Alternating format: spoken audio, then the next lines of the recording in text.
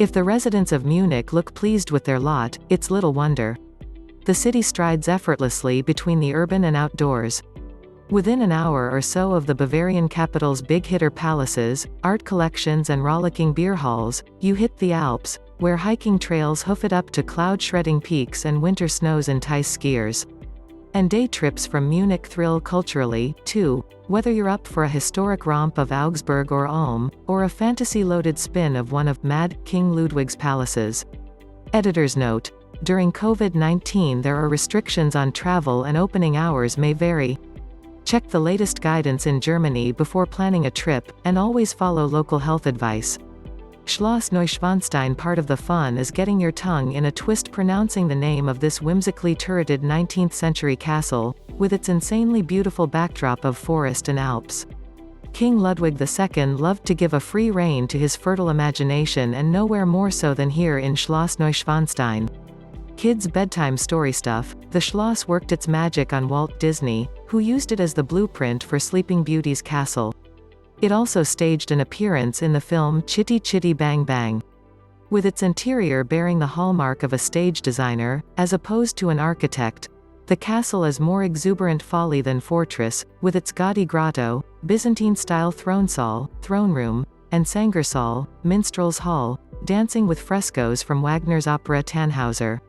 While you're up here, allow time for the 10-minute walk to Marienbrück, a bridge spectacularly straddling the sheer-sided, waterfall-laced Paulet Gorge, with knockout views of the castle perched high on its wooded crag. How to get to Schloss Neuschwanstein? To reach the castle from Munich in a day, get an early start. The castle is a highly scenic 1 3/4 hour drive southwest via the A95. Or take the half-hourly train to Füssen, 2 hours, from where it is an 8-minute bus ride to the castle. Chiemsee. Nicknaming Chiemsee the Bavarian Sea might be a tad far-fetched, but for beauty, you can't fault this looking glass lake, with its heaven-on-earth mountain views. On warm summer days, it's tempting to just hang out at the lakeside Lido beaches, rent a boat or paddle along the shores.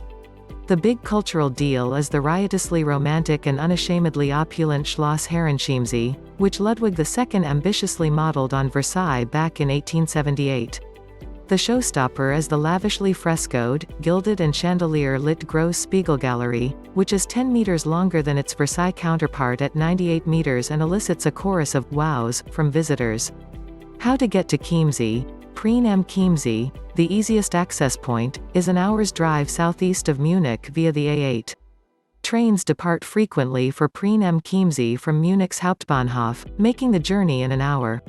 To reach the palace, take the ferry from Preenstock to Herreninsel. It's a 20-minute walk through pretty gardens from there.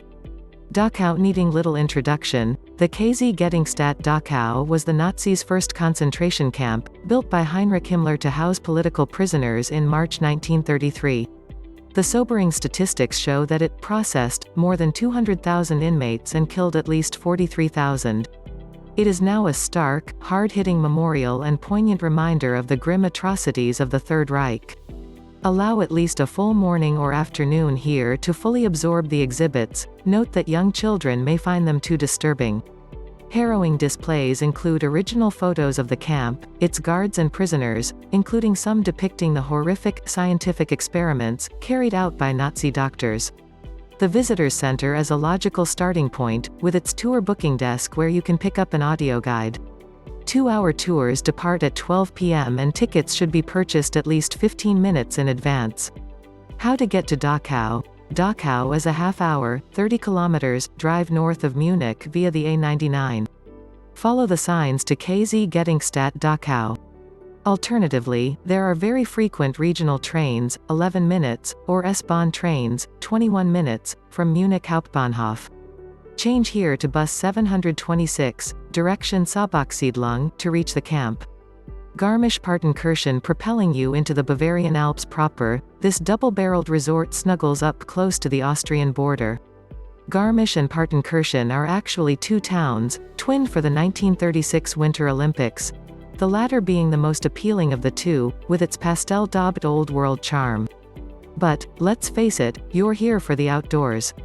Here you'll find mountainscapes to make your heart sing, whether shussing down ski slopes or hiking high in alpine meadows. First up should be a ride up to Zugspitze, the so-called rooftop of Germany, at 2,964 meters above sea level. At the top, you'll find snow, a glacier adventure trail and arresting views dipping into 4 countries, Italy, Austria, Switzerland and Germany. For more drama, ramble through the 700 m long Part Nachklamm Gorge, arguably at its most spectacular during the deep freeze of winter. You've come this far, so why not make a weekend of it? This allows time for visits to Ludwig II's sumptuous Schloss Linderhof Palace and Jagdschloss Schocken Hunting Lodge, with its Moorish rooms straight out of an Arabian Nights fantasy. How to get to Garmisch-Partenkirchen. Garmisch-Partenkirchen is a scenic hour's drive south of Munich on the A95. Or hop on one of the hourly trains from the Hauptbahnhof.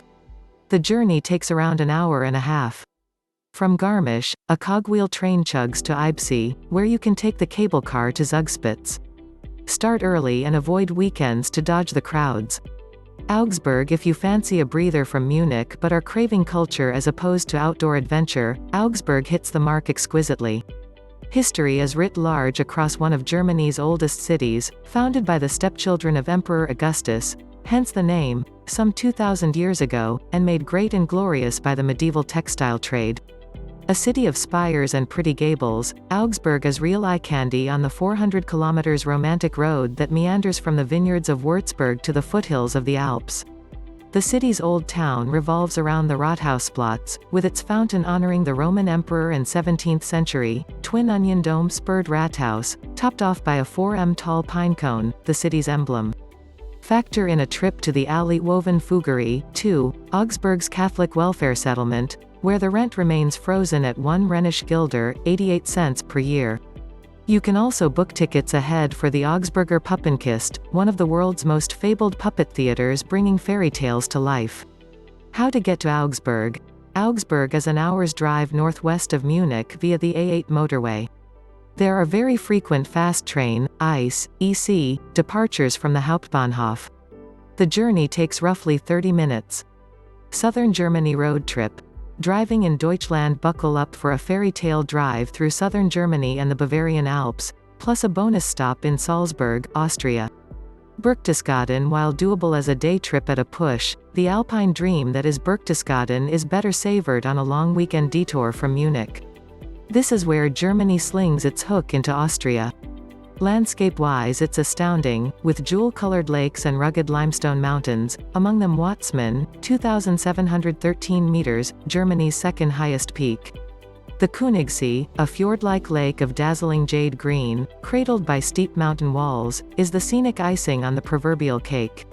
Much of Berchtesgaden surrounds are protected by the 210 sqkm Berchtesgaden National Park, a UNESCO Biosphere Reserve crisscrossed by some of Germany's most exhilarating hiking trails.